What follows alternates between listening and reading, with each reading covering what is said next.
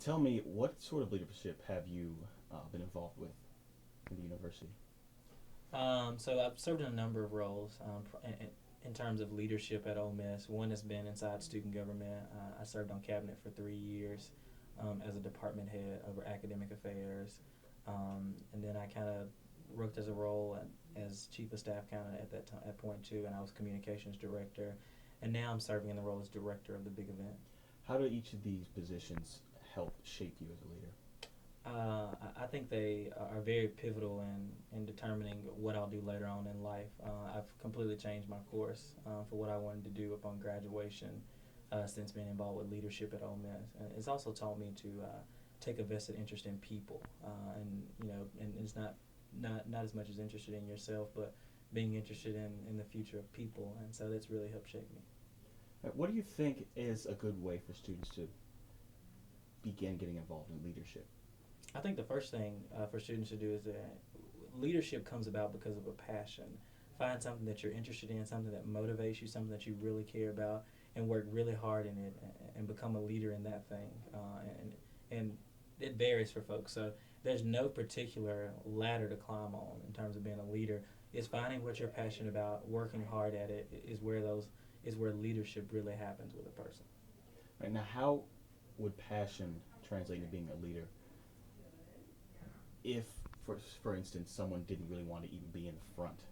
Right. You understand what I'm saying? I think one way is that one thing about passion is it really gets to it really touches your heart. You really dig deep, and you find something that just moves you and touches you, and because of that, it just organically happens. It's not something that you plan to happen. Leadership often happens organically, and some folks plan it.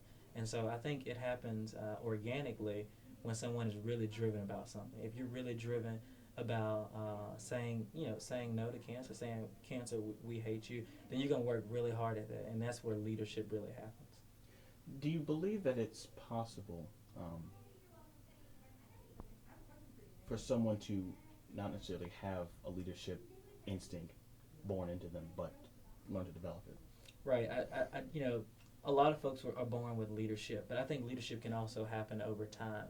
I don't think you necessarily have to be born with it. If you have a desire to be a leader, I think that can happen over time. There are a number of things you can do. You can put yourself around folks who are in leadership, and oftentimes one doesn't think that they have leadership skills, but they technically they do, and they're a leader in their own in their own way.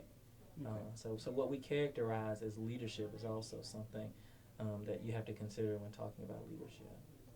What is an important quality for a leader to have?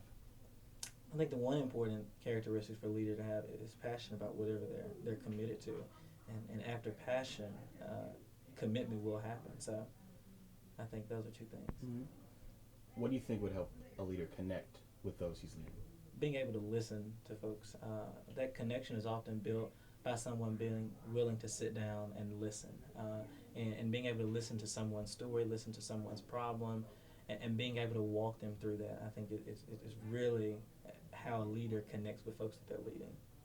And understanding that it's not about you, it's about them, essentially. Mm-hmm.